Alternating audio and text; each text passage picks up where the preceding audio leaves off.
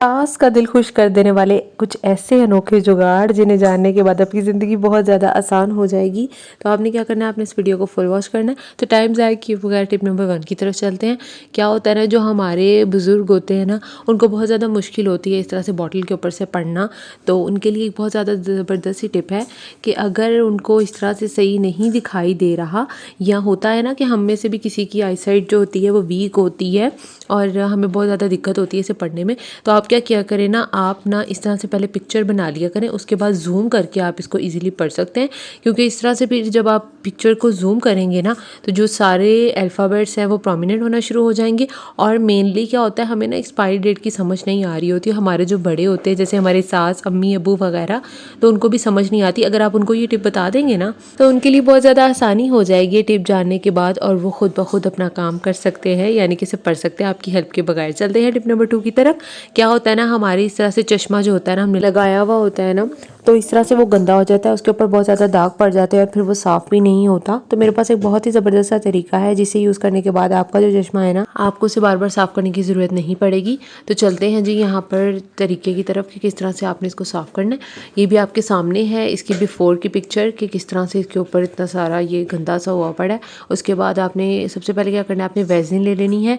आपने इसको टिश्यू पर लगा के इसको अच्छे से साफ़ कर लेना। अच्छे से इसको रब करेंगे ना, जिस तरह आप इसको रब करते जाएंगे उस तरह से वो जो एक गंदा सा हुआ था ना ऊपर से, वो साफ़ होना शुरू हो जाएगा। तो आपने इसको अच्छे से इस तरह टिश्यू से नीट एंड क्लीन कर लेना और फिर आप इसके ऊपर खुद ही एक शाइन देखेंगे। और फिर ये काफ़ी टाइम तक इस तरह से ही साफ़ रहेगा। आपको 2-3 बार आप बाद में सिर्फ टिश्यू से साफ़ कर लीजिए, यानी वैसलीन आप नहीं भी यूज़ करेंगे ना तो टाइम निकल जाएगा। तो ये एक बहुत ज़बरदस्त सा तरीका है जो मैंने आपके साथ शेयर किया है, और यही टिप आपने शेयर करनी है सास और अपनी अम्मी के साथ, ताकि वो लोग भी इस तरह से अपने चश्मों को साफ़ करें और रोज़ रोज़ उनको भी साफ़ ना करना पड़े, और जब एक दफ़ा करें वो अच्छे से साफ़ हो जाए। तो यहाँ पर जो भी सारा धुंधला हुआ था ना, वो अच्छे से साफ़ हो चुका है। अभी आपको दिखाती हूँ। मैं ये फास्ट फॉरवर्ड भी इसीलिए नहीं किया कि आपके सामने इसको नीट एंड क्लीन कर रही हूँ, और इन दी एंड मैं आपको ये चश्मा साफ़ करके रिज़ल्ट भी दिखाऊंगी कि किस तरह से ये 101% वर्क करता है।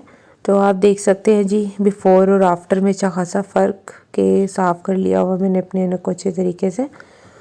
तो अभी मज़ीद इसको जहाँ जहाँ से ये गंदा होगा इसको अच्छे से साफ़ कर लेंगे।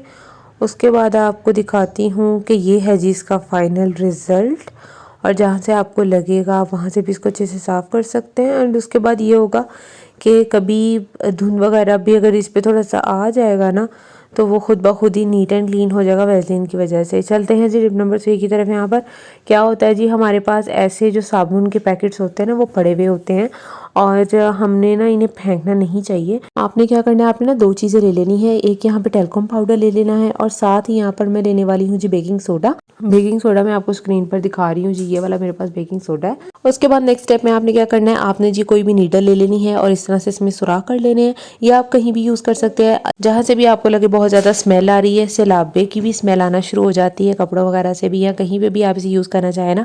मैं इसे यूज़ करने वाली हूँ जो वॉशरूम में, और वॉशरूम में आप इस तरह से लगा सकते हैं इसे अच्छे से, और उसके बाद आप देखेंगे जो भी स्मेल आ रही होगी ना वॉशरूम से, वो खत्म हो जाएगी और खुशबू आएगी। चलते हैं टिप नंबर 4 की तरफ। यहाँ पर क्या होता है ना, घर में बच्चे होते हैं ना, तो बेडशीट बहुत ज़्यादा इकट्ठी रहती है। मैं आपके लिए बहुत ज़बरदस्त सी टिप लेकर के आई हूँ, और इसके लिए आपको ना किसी रबर की ज़रूरत है, ना किसी चूड़ी की ज़रूरत है, बल्कि आपने क्या करना है, आपने जो आपकी बेडशीट का कोना होगा ना, आपने उसको अच्छे से गिरा लगा लेनी है इस तरह से करके। और जिस तरह से मैं सेम स्क्रीन पर कर रही हूँ ना, आपने उस तरह से ही गिरा लगा लेनी है। और उसके बाद आपने इसी साइड को मैट्रेस के नीचे आप जब इसको रख देंगे ना इस तरह से अंदर की साइड पर, तो आप खुद ही देखेंगे कि एक बहुत ही नीट एंड क्लीन और नाइस तरीके से आप अपनी बेडशीट को बिछा भी सकते हैं। और जो बच्चे हैं जब वो इस पे कूदेंगे भी तो भी ये जो बेडशीट है वो ख़राब नहीं होगी। तो आपने इस टिप को लाजमी फॉलो करना है।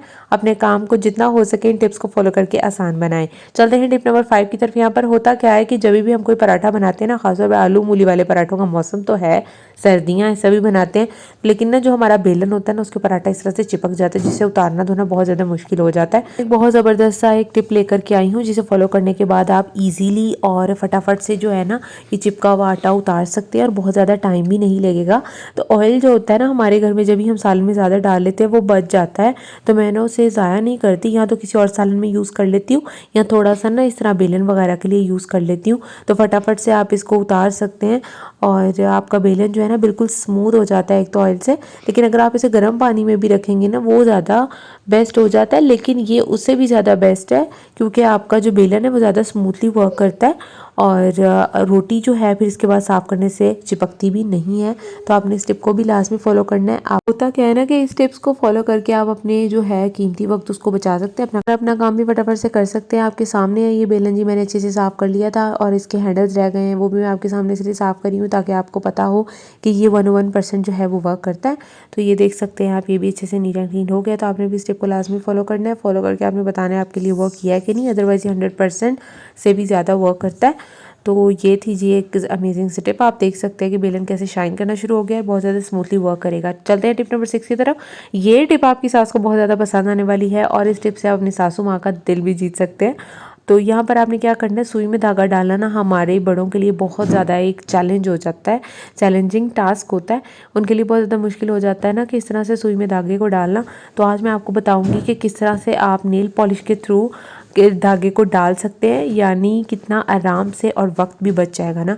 आपने क्या करना है, अपने धागे की जो नोक है ना उसके ऊपर इस तरह से नेल पेंट लगा लेना है और फिर आपने ना थोड़ी देर उसको ड्राई करना है। ड्राई हो जाएगा उसके बाद क्या होगा, नेल पेंट लगाने के बाद ना थोड़ा हार्ड हो जाएगा जो धागा है ना यहाँ से। उसके बाद आप इजीली इसको डाल सकेंगे जिस तरह से मैंने अब इसमें डालूंगी ना जब धागे को, तो फटाफट से डल रहा है आपके सामने। तो ये टिप आपकी सास का दिल जीतने वाली टिप है। तो इस टिप से आप अपनी सास का दिल बखूबी जीत सकते हैं। आप उनको बताइए ये टिप और लाजमी शेयर करें अपने बड़ों के साथ ताकि वो इजीली अपना काम कर सके फटाफट से। और आप देख सकते हैं 1 सेकंड से भी कम टाइम में आप फटाफट से यूँ अपना काम कर सकते हैं क्योंकि धागा डालना उनके लिए बहुत ज़्यादा मुश्किल हो जाता है। तो आई होप ये टिप भी आपको बहुत ज़्यादा यूज़फुल लगी होगी। तो आपको कोई भी मेरी टिप इनमें से अच्छी लगी है ना तो आपने लाजमी कमेंट में बताना है। मेरे चैनल को सब्सक्राइब करना ना भूलिएगा, दूसरों के साथ भी शेयर करें ताकि इनमें से कोई भी टिप उनके काम आ सकते हैं। मिलते हैं जी अगली वीडियो में, तब तक के लिए जी अल्लाह हाफिज़।